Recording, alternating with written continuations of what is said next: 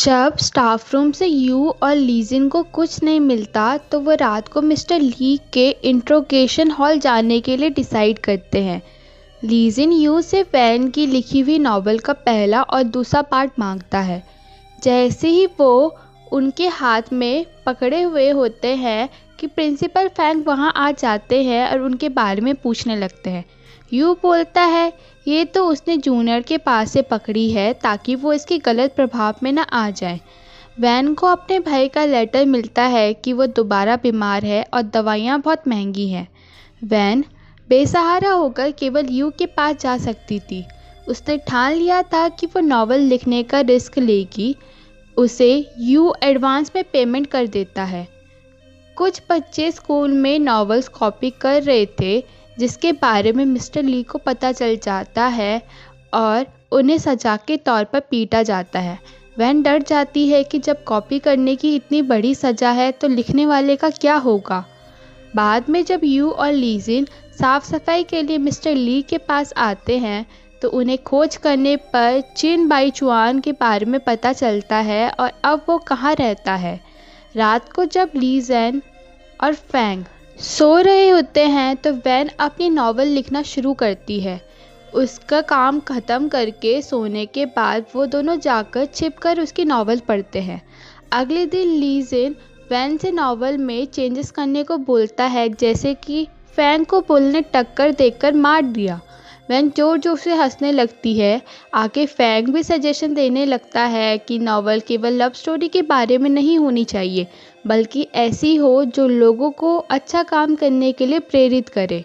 रात को आगे की कहानी पढ़ने के लिए फैंग और लीजिन लड़ने लगते हैं तो वैन उन दोनों को ही अपने हिसाब से एक एक नॉवल लिखने को बोलती है।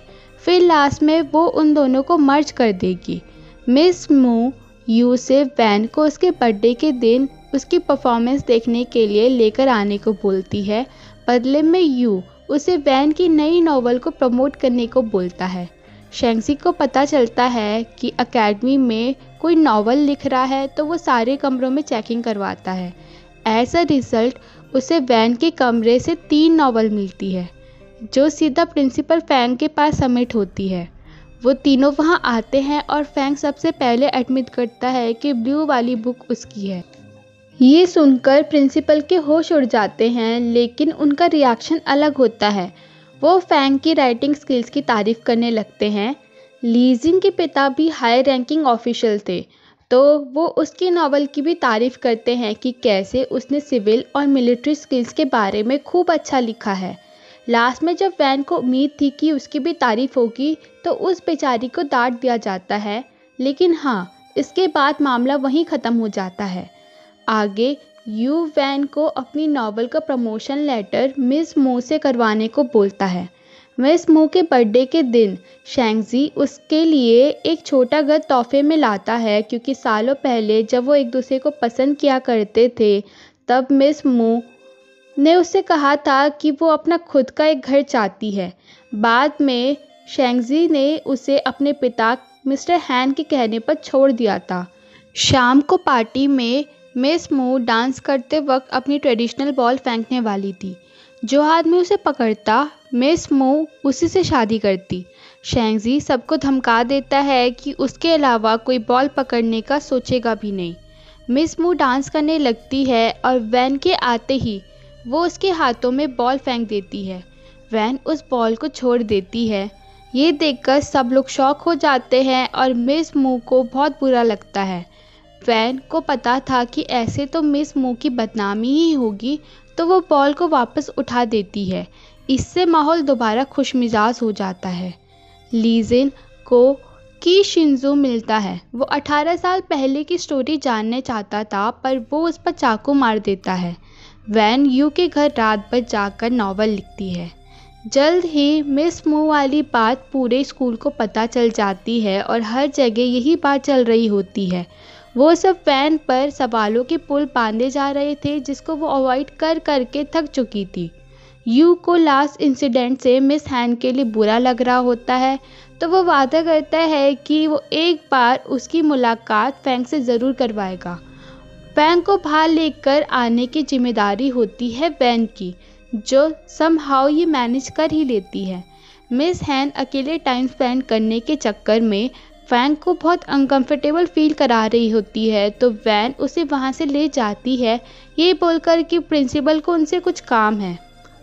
रास्ते पर उसकी टक्कर मिस मू से हो जाती है, जो उनको अपने साथ ज़बरदस्ती एक रेस्टोरेंट में लेकर जाती है, लेकिन वो रेस्टोरेंट ऑलरेडी एक अमीर लेडी ने बुक किया हुआ होता है।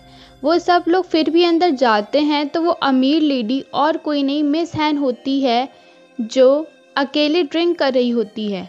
वो लोग ड्रिंक करने साथ में बैठते हैं तो मिस हैन वैंग की बुराई करने लगती है और मिस मू फैंग की। वो दोनों कंपटीशन लगा लेती हैं कि कौन सबसे ज़्यादा वाइन पिएगा। फैंग और वैन मौका देखते ही वहाँ से खिसक जाते हैं और दीवार फांदकर वापस आ जाते हैं। उन्हें ऐसा करते देख एक बच्चा देख लेता है जो उनका पीछा करता है, लेकिन तभी वो देखते हैं कि मिस्टर ली ने अपना दरवाज़ा खोला और उन पर पानी से भरी हुई बाल्टी गिर गई। ये करतूत होती तो लीजिन की है, जो ये देखना चाहता था कि मिस्टर ली मार्शल आर्ट जानते हैं कि नहीं, पर वो बच्चा फंसा जाता है क्योंकि वो हंस जाता है। वैन को धीरे धीरे ये एहसास होने लगता है कि वो फैंग को पसंद करने लगी है।